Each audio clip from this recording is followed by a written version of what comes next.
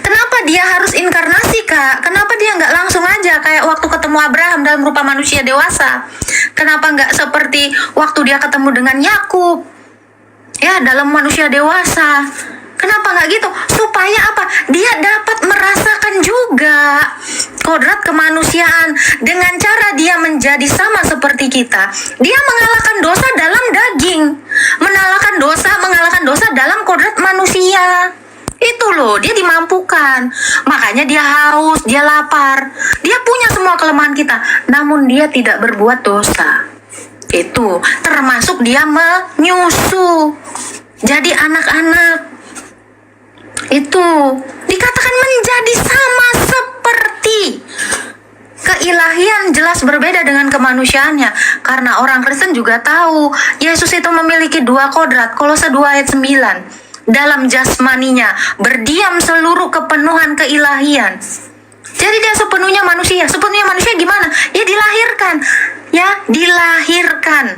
Tapi tidak dengan hubungan intim. Itu bedanya inkarnasi dengan ciptaan. Kalau ciptaan emak bapaknya Halo teman-teman Kesaksian TV, kita berjumpa kembali di channel ini. Menjadi pengikut Tuhan Yesus teman-teman bukanlah perjalanan yang selalu mudah. Ada banyak tantangan, tekanan, dan bahkan ajaran-ajaran yang mencoba menggoyahkan iman kita. Tapi sebagai murid Kristus, kita harus kuat dan berpegang teguh pada kebenaran firman Tuhan.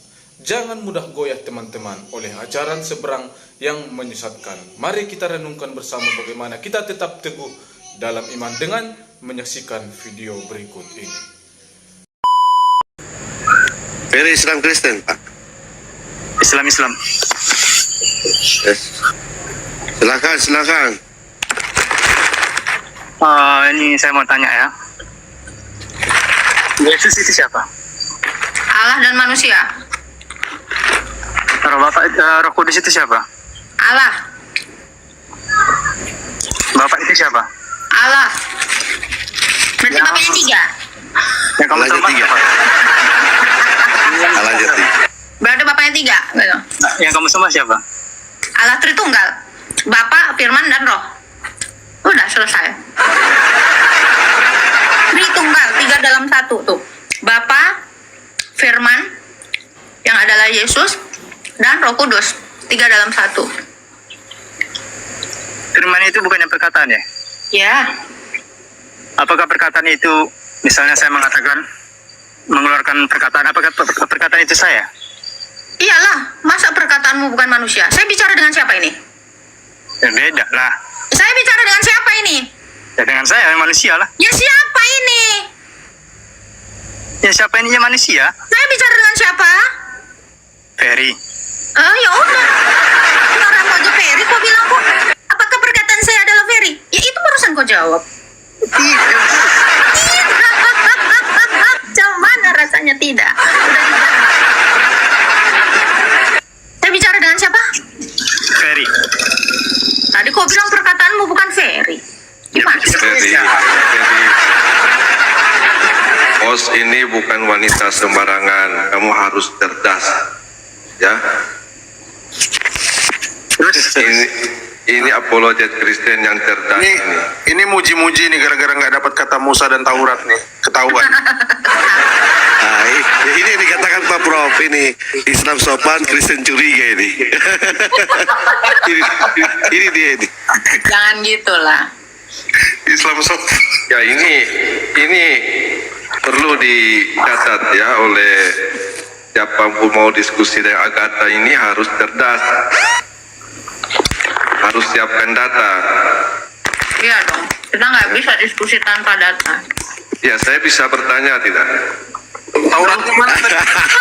Taurat kemana? Ada sejam ya udah ya Tak ya? Iya. Aku udah Kalau selesai Taurat cuci ini jemuran sampai. sudah. Iya, jemur cucian. Kebalik. Di mana Pak Peri? Bentar ya Pak Pelurus ya. Nih selesaikan dulu. Iya, iya. Silakan. Ya, diberi pencerahan dulu mereka itu. Silakan Ferry. Maria itu siapa? Maria itu manusia. Dia melahirkan Yesus ya kan? Ya, dia melahirkan kemanusiaan dari inkarnasi Sang Firman. Jadi Yesus menganggap Maria itu siapa? Ibunya, Berarti Tuhan punya ibu. kemanusiaannya ya punya ibu, tetapi keilahiannya itu tidak beribu. Sebab di dalam Ibrani 7 dikatakan dia tidak beribu, tidak berbapa, tidak bersilsilah. Tidak seperti manusia. Allah. Yesus punya sisi kemanusiaannya kan? Bukan sisi, dia punya kodrat manusia, bukan sisi, sepenuhnya manusia bahkan. Berarti dia punya sisi kelemahannya kan? Ada. Ibrani 4 ayat 15, barusan tadi saya jelaskan. Sebab imam besar kita dengar. Sebab imam besar kita dengar dulu. Harusnya kan Tuhan itu kan tidak punya kelemahan, harusnya kan maha Dengar, kuasa. ini ngomongin kemanusiaan kan, kamu bukan ngomongin keilahiannya kan? Kamu ngomongin kemanusiaannya. Sebab imam besar yang kita punya, imam itu pasti manusia. Sebab imam besar yang kita punya bukanlah imam yang tidak turut merasakan kelemahan-kelemahan kita, sebaliknya dia dicobain namun tidak berbuat dosa. Jadi yang kamu tanyakan itu adalah kemanusiaannya. Apakah kemanusiaannya memiliki kelemahan? Iya. Makanya dia lapar, dia takut, dia menangis, dia sedih dalam kodrat kemanusiaannya. Yang kamu tanya keilahiannya. Keilahiannya itu adalah Allah. Allah itu adalah terang. Allah itu adalah kasih. Yesus itu Tuhan Kasih itu bukan? tidak memiliki kelemahan. Terang itu tidak memiliki kelemahan. Yesus itu Tuhan bukan? Yesus itu Allah dan manusia. Dari tadi saya sudah jawab. Gelarnya Yesus Tuhan. bukan? Dia Tuhan bukan? Allah dan manusia gelarnya Tuhan. Nggak, tubuhnya manusia, tubuhnya Tuhan bukan? Tubuhnya ya manusia, gelarnya Tuhan itu bukan? Tuhan. Tuhan itu gelar. Berapa kali lagi saya bilang? Saya tanya, apakah gelar adalah manusia? Bukan. Coba, kalau saya tanya kamu ya, presiden itu dilahirkan ibunya, apakah kepresidenannya yang dilahirkan atau tubuhnya yang dilahirkan? Silakan jawab. Tubuhnya. Ya sudah, bukan presidennya kan? Walaupun dikatakan presiden lahir di Jombang, tubuhnya yang lahir atau presiden yang lahir di Jombang? Kecap botol. Ada lagi yang mau ditanyakan? Apa aku bilang? Pak Pelurus, santai Pak Ada. Pelurus. Banyak nih pertanyaan yang mau saya tanyakan ini banyak. Tanya aja lah, udah saya jawab. Yesus katanya dibaptis ya kan? Oleh Yohanes Pembaptis sebagai jalan untuk dia dinyatakan di halayak ramai. Sesuai dengan nubuatan Yesaya, bahwa Itu siapa? ada suara yang berseru-seru di padang. Dengerin dulu Sahabat dong, Pak ini Peri. mau dijelasin. Kamu nih nggak akan nangkep. Kalau kamu tidak tenang mendengarkan jawaban saya, nanti pertanyaanmu sebenarnya sudah saya jawab. Dengerin. Jadi Yesus itu dibaptis untuk menggenapi nubuatan di dalam kitab Yesaya, bahwa ada suara yang berseru-seru di padang, luruskanlah jalan bagi Tuhan. Makanya Yohanes ketika hendak diperintahkan Yesus membaptisnya, Yohanes bilang, membuka tali kasutmu saja aku tidak pantas, tidak layak. Tapi Yesus bilang apa? Lakukanlah agar digenapi itu nubuatan semuanya di dalam kitab nabi-nabi, terutama Nabi Yesaya. Jadi Yesus itu dibaptis supaya menjadikan itu menjadi pembuka jalan bagi Tuhan, supaya dia dinyatakan di halayak ramai. Itu Bang. Kenapa bukan dia aja yang membaptis orang, sementara dia kan Dia juga membaptis. Dia dibaptis karena dia supaya dia dinyatakan di halayak ramai dengan sesuai dengan nubuatan Yesaya. Apakah dia membaptis? Betul, dia membaptis juga murid-muridnya. Bahkan dia membaptis lebih banyak. Oke. Sejak kapan dia diangkat jadi Tuhan? Dia Tuhan dalam kekekalan. Karena dalam keilahiannya, pasti ketuhanannya, kepenguasaannya itu kekal bersama-sama dengan dia dan Sang Bapa dan Sang Roh Kudus. Ini ada lagi nih, yang pertanyaan yang dari dulu saya pengen tanyakan. Silakan. Seandainya Mbak hidup di zaman Yesus, pada saat Yesus mau disalib, apakah Mbak ikut membantu atau Saya akan melakukan sama seperti yang dilakukan Bunda Maria, menangis dan menyaksikan anaknya. Supaya apa? Supaya digenapi apa yang tertulis di dalam kitab Mazmur Daud, Taurat Musa, dan kitab Nabi-Nabi. Bukan cuma, maksudnya bukan menangis loh, maksudnya membantu tentara Roma atau melawan tentara Roma gitu loh. Saya sudah bilang kalau saya hidup di zaman Yesus, yang saya lakukan sama seperti Bunda Maria. Apa yang dilakukan Bunda Maria? Pernahkah Bunda Maria mendesak kehendaknya atas kehendak keilahian Yesus Kristus? Tidak. Karena Saya kasih tahu. Rasul Petrus itu mencoba juga untuk menggagalkan penyaliban. Tetapi Yesus bilang apa? Nyala kau iblis, engkau suatu batu sandungan. Kamu hanya memikirkan apa yang dipikirkan manusia, sama seperti kau, goblok. Ya, tetapi kamu tidak memikirkan apa yang dipikirkan oleh Allah. Karena dengan disalibkannya Yesus, dengan disalibkannya Yesus, ya, dia pertama dia menggenapi seluruh nubuatan. Berarti Anda setuju dia disalib? Tolong di-mute dulu Pak Prof. Menyebalkan kali, mulutnya kayak perempuan. Berarti Anda setuju dia disalib? Bisa Mute tidak? dulu. Mute dulu. Kamu itu kalau mau nanya tuh sopan. Ya enak gitu. Jawab. Di sini santai aja. Ya, dengerin ya. Yang pertama dia harus menggenapi apa yang tertulis tentang dia di dalam kitab suci. Taurat Musa, Mazmur. Ingat ya, Mazmur, Taurat Musa, kitab nabi-nabi itu berbicara tentang Yesus. Jadi dia harus menggenapi itu. Dengan jalan disalibkan itu. Sekaligus dia membuktikan dia Tuhan atas orang hidup dan atas orang mati. Makanya dia disalibkan. Supaya apa? Supaya dalam kemanusiaannya dia turun ke dalam kerajaan maut dibawa oleh Roh, dan di sana dia menyatakan atau mendeklarasikannya, aku adalah Tuhan, aku adalah keselamatan itu. Maka semua orang yang hidup di perjanjian lama sampai dari zaman Adam sana, itu semuanya, ya, yang percaya, yang menanti-nantikan dia itu diselamatkan. Makanya dikatakan setelah kematiannya itu kubur terbelah, roh-roh orang kudus itu terangkat keluar.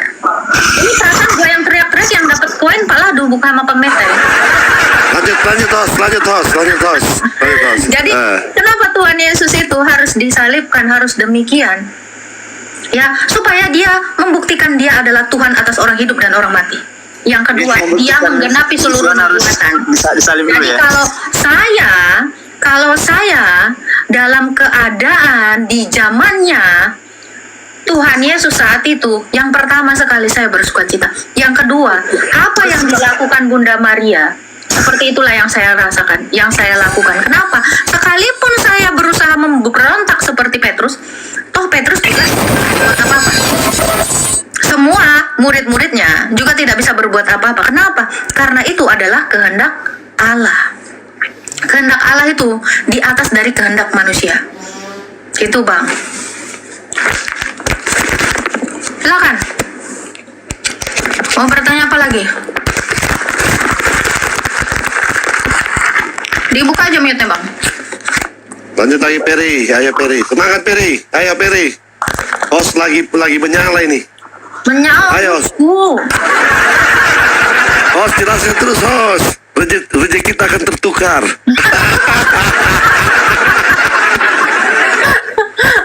Enggak, gue gemas kalau orang-orang yang bertanya tapi dia nggak mau nyimak gitu ya. Udahlah blow on, nggak mau dengar gitu.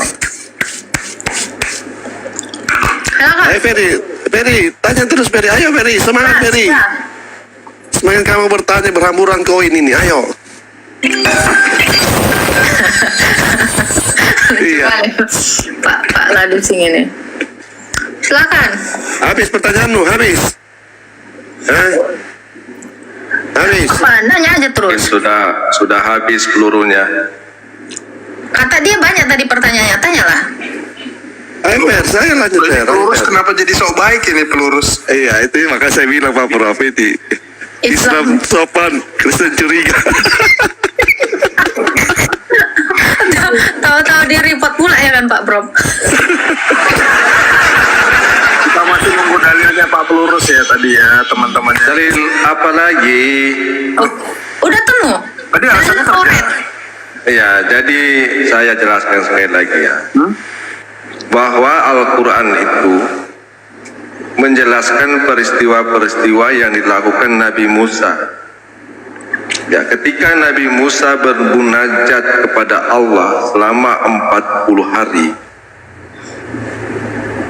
pada Musa, kemudian Allah menjelaskan. Pak Prof, ini si Iwan ya? Iya, ini Ikhwan yang nonjokin istri. Astaga. Kau udah lama kali nggak ke roomku lagi Iwan, Pak Iwan. Ya, karena nggak dinaikin. Makanya Tidak jangan gantian dinaikin. nama. Nggak Ini mungkin, musuh. nggak mungkin nggak dinaikin ya. Nama-nama Islam di sini VIP. Hilang yang tadi Very, very cabut. habis pertanyaannya habis. Habis Aduh, pertanyaannya. kenapa dia lari ya? Ya. Oh, tiba-tiba si Ikhwan ini mencurigakan ini. Ya, gini Ikhwan. Jangan gini ya, Bro ya. Jangan khotbah Jumatan ya, karena Jumat masih besok, ini masih Kamis. Pertanyaannya mudah mana tadi Allah memberikan Taurat kepada Musa? Katamu tadi Ini Bang. hari Rabu, Pak Prof. Ini Iya, masih Rabu ya? makanya saya jelaskan rangkaian peristiwa yang dialami Nabi Musa. Iya, di mana ayatnya, Bro? Ayatnya. Bilang Di dalam surat Al-Araf, di sini Nabi Musa dijanjikan menerima risalah selama 40 malam. Al-Araf berapa? 150? Bukan. Mulai dari Al-Araf 142. Dan kami telah menjanjikan kepada Musa 30 malam dan kami sempurnakan jumlah malam itu dengan 10. Maka sempurnakanlah waktu yang ditentukan Tuhannya 40 malam. Dan Musa berkata kepada saudaranya Harun, gantikanlah aku dalam kaumku dan perbaikilah dirimu dan kaummu. Nggak ada Nah, ini. ayat selanjutnya. Wait, sebentar, Ya. sebentar. Ayat 142, Tauratnya di dalam kurung. Nggak ada. Gagal ya? Iya. Oke, Saya 143 ada, katakan kita mulai dari 142 rangkaiannya sampai dengan 171. Oke, ya udah, mana yang dikatakan Ya. Allah memberikan Taurat kepada Musa dari 142 sampai 171? Mana ayat? Dan seterusnya ya. Secara umum Allah menjelaskan kemudian 143 dan ketika Musa datang untuk pada 143 nggak ada yang kata telah- Taurat, Pak. 143 nggak ada, Iya 144 belum, nggak ada. iya belum, iya. Ya udah, Kami langsung ayatnya aja di tentukan mana, Pak? Biar nggak berbelit-belit. Ini orang harus dibaca semua peristiwa ini supaya diketahui apa yang dilakukan Nabi Musa dan diberikan kepadanya. iya, di mana ayatnya? 143. Ya saya bacakan dulu, beri kesempatan lu saya membacanya, ya. Langsung aja ayatnya, Pak. Terlalu banyak kalau baca sampai 171. Mana? Ya, jadi ini peristiwa yang dialami Musa kepada kaumnya dan apa yang diterimakan Musa. Musa menerima lau-lau pada ayat 145 dan seterusnya. Selanjutnya pada ayat 169 di sini dijelaskan, maka setelah mereka datanglah generasi yang mewarisi Taurat, Berarti setelah yang itu kan? mengambil harta benda dunia. Iya. Jadi setelah Setelah Musa, generasi ini, Oke, berarti setelah Nabi Musa kan? Oke. Berarti setelah Musa kan? setelah kena, iya kan setelah Kalau setelah generasi Musa- itu diwarisi oleh generasi yang jahat. Nah, apa yang sebelum Musa, nah inilah Taurat yang dikatakan, makanya dibaca rangkaian peristiwa yang dijelaskan Allah dalam surat Al-Araf. Oke, di ayat mana, Pak? Musa diberikan Taurat. Udah, to the point aja, Pak. Ini daripada bertele-tele kita. Udah 1,5 jam loh. Apa yang diterima Nabi Musa dijelaskan dalam 142 ini selama 40 hari ini. Ini rangkaian peristiwa yang Nabi Musa, dan dalam ayat 169 dijelaskan yang terima Nabi Musa ini ada diwarisi oleh generasi yang jahat. Maka setelah mereka Ini generasi setelahnya. datanglah Berarti Musa- Ini generasi setelah Musa. Berarti generasi Musa setelah bukan- Nabi Musa mewarisi generasi Taurat setelah- yang mengambil harta benda dunia ini. Ya, berarti generasi setelah Nabi Musa itu yang namanya Taurat, Pak. Sekarang yang jadi pertanyaan, di mana Nah, Musa? iya, itu jadi ini Taurat? rangkaian peristiwa mulai dari bagaimana Nabi Musa menerima risalah ini dari Allah, kemudian peristiwa di mana Nabi Musa memilih 70 orang dari kaumnya untuk memohon taubat kepada Pak, Allah pada pertanyaannya waktu di yang mana telah kami Musa diberi tentukan. Taurat, Pak? Itu aja ayatnya. Satu ayat aja, Pak.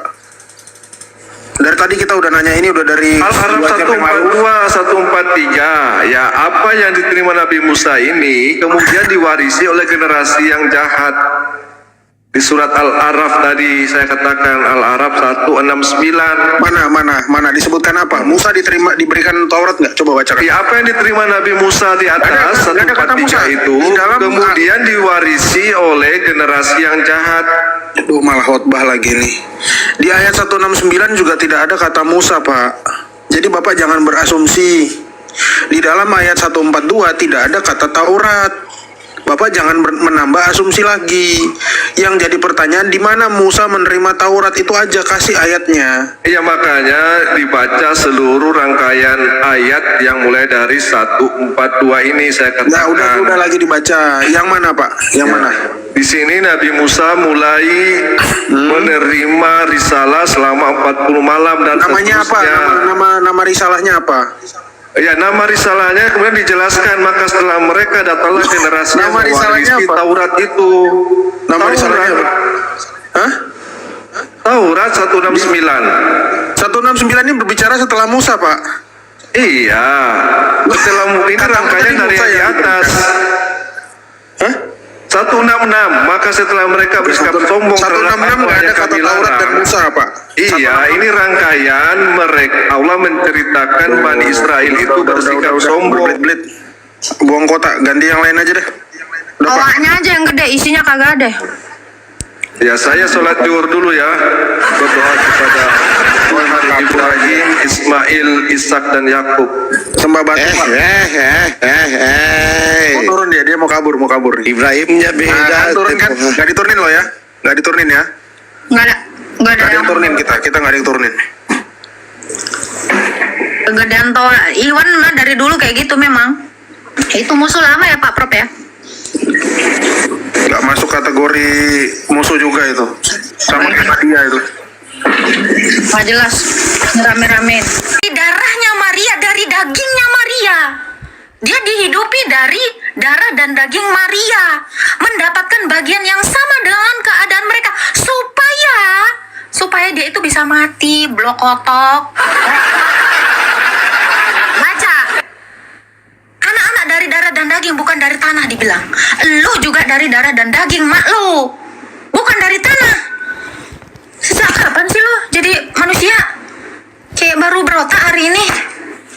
Iya, kayak seolah-olah dia terima kemanusiaan Dari itu. tanah. Jadi Tuhan Yesus itu waktu emak bapaknya gitu, ambil tanah, cet, gitu.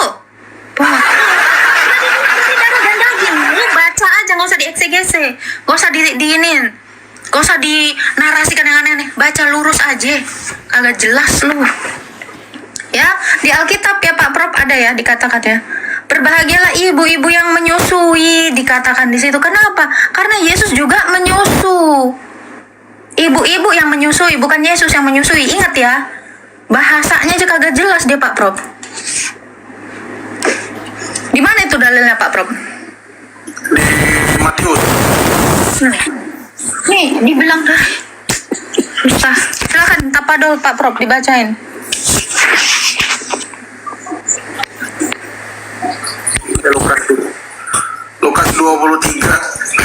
Lukas 23:29. Sebab lihatlah akan tiba masanya orang berkata, berbahagialah perempuan mandul dan rahimnya yang tidak pernah melahirkan dan yang susunya tidak pernah menyusui. Ini Bukan yang dia disusui, Maria dikatakan menyusui. oh itu Lukas 11 ayat 27 tadi. Lukas 11 ayat 27 tadi, ayat yang dibawa Bapak itu. Ketika Yesus masih berbicara, berserulah seorang perempuan dari antara orang banyak dan berkata kepadanya, berbahagialah ibu yang telah mengandung engkau dan susu yang telah menyusui engkau. Nah itu udah jelas-jelas kok dalilnya. Terus dibilang berarti Yesus sama dong sama kita. Iya dia mendapatkan bagian yang sama dalam keadaan anak-anak yang dari darah dan daging itu Pak. Asal kau bocah rangkang, jelas kau. Jadi kalau kalian itu tidak setuju Yesus itu disusui, terus siapa yang nyusuin dia? Hah? Oh, dia kan ilahi.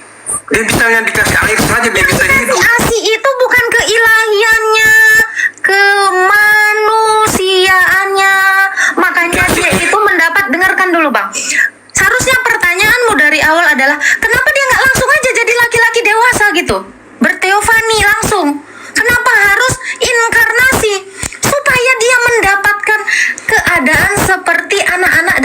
dan daging. Jadi kalau kamu berpikir ya nggak usah disusui, ya sekalian aja dong. Jangan diinkarnasiin, jangan inkarnasi, langsung aja tring gitu. Kan itu mau kamu kan? Biar dia tampak tidak lemah. Padahal dikatakan di Ibrani 4 ayat 15 dikatakan ya. Sebab imam besar yang kita punya bukanlah imam besar yang tidak turut merasakan kelemahan-kelemahan kita. Sebaliknya ia dicobai namun tidak berbuat dosa. Kenapa dia harus inkarnasi, Kak? Kenapa dia nggak langsung aja kayak waktu ketemu Abraham dalam rupa manusia dewasa? Kenapa nggak seperti waktu dia ketemu dengan Yakub? Ya, dalam manusia dewasa. Kenapa nggak gitu? Supaya apa? Dia dapat merasakan juga kodrat kemanusiaan. Dengan cara dia menjadi sama seperti kita, dia mengalahkan dosa dalam daging, mengalahkan dosa dalam kodrat manusia. Itu loh, dia dimampukan. Makanya dia haus, dia lapar. Dia punya semua kelemahan kita, namun dia tidak berbuat dosa. Itu termasuk dia menyusu. Jadi anak-anak. Itu dikatakan menjadi sama seperti.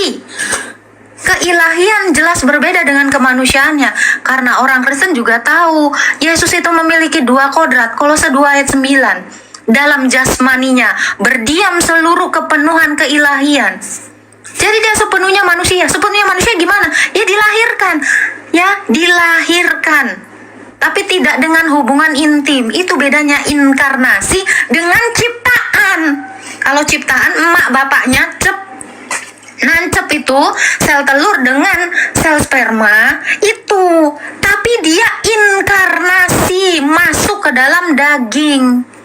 Dilahirkannya aja yang dia ambil. Kodrat itu yang dia ambil. Paham ya? Makanya Yesus itu tidak pernah dikatakan diciptakan, tetapi inkarnasi. Kalau diciptakan itu, lu adek karena emak bapak lo. Kalau dia ada, karena Roh Kudus lah yang membentuk janin itu di dalam rahim perawan Maria. Makanya dia disebut masuk ke dalam daging. Gitu.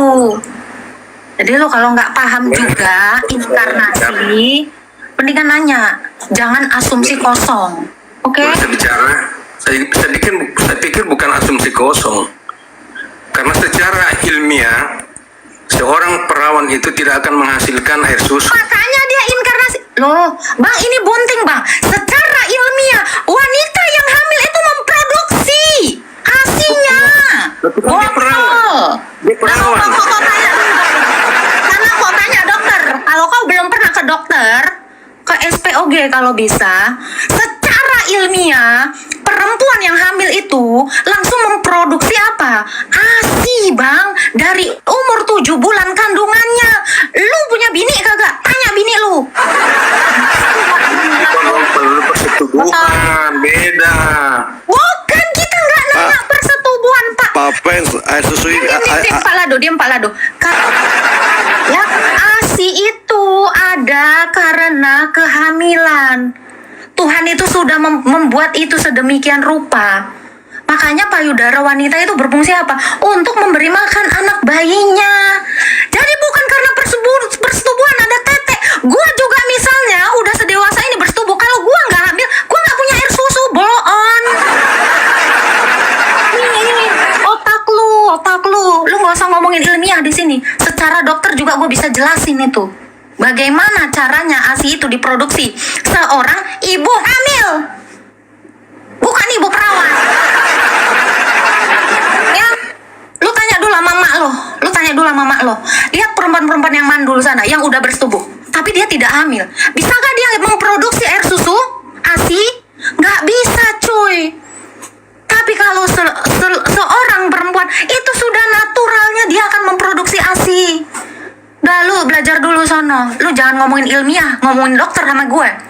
Gue ketok lu. Ada lagi yang mau lu tanya? Tanya sono sama mak lo. Pengetahuan lu cetek banget. Kalau ada perintah menyusui, tapi nggak ada air susunya itu gimana Pak Prof? Ya itu bukan menyusui namanya. Itu permen Yupi. Itu namanya geli-geli doang.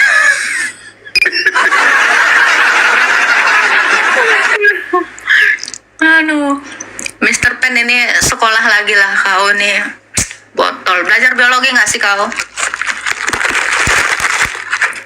Yang kau kiranya harus, maaf ya, berhubungan badan baru keluar susu. Nggak ada hubungannya. Semua perempuan berhubungan badan loh, yang nggak hamil. Apa ngeluarin susu?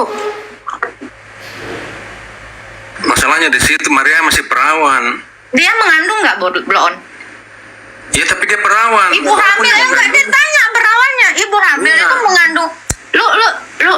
Lu keluar deh, keluar. Gobloknya keluar. Tanya sama guru biologi sana. Sekalian ke dokter. Kirim rekening lu, gua kasih uang, lu tanya ke SPOG. Sana, belajar. Sana, goblok. Keluar. Goblok banget lu, jangan jadi orang Kristen lu, blow-on banget.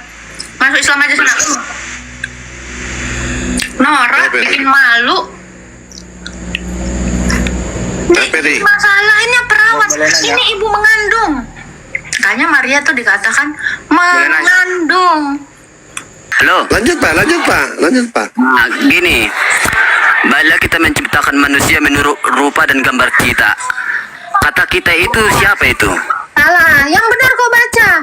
Menurut rupa dan gambar. Kau bolak-balik Alkitab itu. Baca yang benar. Enggak, aku ingat itu ayat yang Salah. Baca yang benar. Saya nggak suka Alkitab itu dirubah-rubah, dibolak-balik. Baca yang benar. bukan. Aku nggak baca Alkitab ini, cuma aku ingat aja ayat semalam yang Nggak ditunjukkan ada saya bilang kayak gitu. Bapak apa? Nggak ada saya Islam. bilang itu. Baca dulu Kejadian 1 ayat 26. Baca.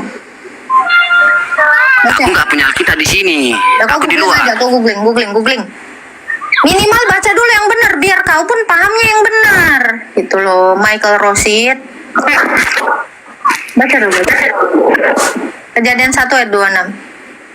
Saya nggak suka ya Alkitab tuh dibolak-balik. Jelas-jelas dikatakan gambar dan rupa, kok dia rupa dan Ini gambar. aku bantu. Ah, coba. Nih, Nah, menurut gambar dan rupa kita, ya. kata kita itu apa ini? Tritunggal. Nyala sang Tritunggal, Bang. Sang Tritunggal. Ini kan suatu manusia belum ada ini loh. Berarti masih Ya, mereka Allah. siapa ini? Allah berbicara ya ini, kenapa di sini menggunakan kata kita bukan kami? Kalau kata kita artinya subjek tersebut berbicara kepada dirinya sendiri, kepada internal dirinya sendiri. Tapi kalau kata kami, dia berbicara kepada eksternal. Misalnya Pak Ladu ngomong tentang kami bertiga nih ke Anda, pasti dia menggunakan kata kami, bukan kita. Ya, kalau dia pakai kita berarti Pak Ladu orang Manado, kita gitu, bukan. Tapi di sini Allah mengatakan kita, artinya dia berbicara kepada dirinya sendiri. Baiklah kita menjadikan manusia menurut gambar dan rupa kita. Jadi Allah sedang berbicara kepada dirinya sendiri, di mana dalam diri Allah, di dalam Kejadian 1 ayat 1, ya, dia memiliki roh, ya, dan dia memiliki firman. Lihat nih, ada roh, ada firman, gitu ya. Dan hal ini dijelaskan pula oleh Yesus. Di dalam diri Allah itu apakah betul ada roh, ada firman? Ya, karena di dalam Matius 19 ayat Matius 28 ayat 19, Yesus mengatakan, baptislah mereka dalam nama Bapa, Anak yaitu Firman, dan Roh Kudus. Ini tentang ketritunggalan. Itu Bang. Jadi kata kita itu merujuk kepada apa yang ada dalam diri Allah, yaitu ada Firman dan ada Roh. Itulah Tritunggal. Oh, Itu, gitu Bang. ya. Makasih Bang ya. Ya, Bang. Sama. Jadi teman-teman tetaplah kuat dalam iman dan jangan biarkan ajaran lain melemahkan keyakinan kita kepada Tuhan Yesus. Peganglah kebenaran firman-Nya dan hiduplah di dalamnya. Kiranya pembahasan ini semakin meneguhkan kita untuk tetap setia sampai akhir. Sampai jumpa istaga.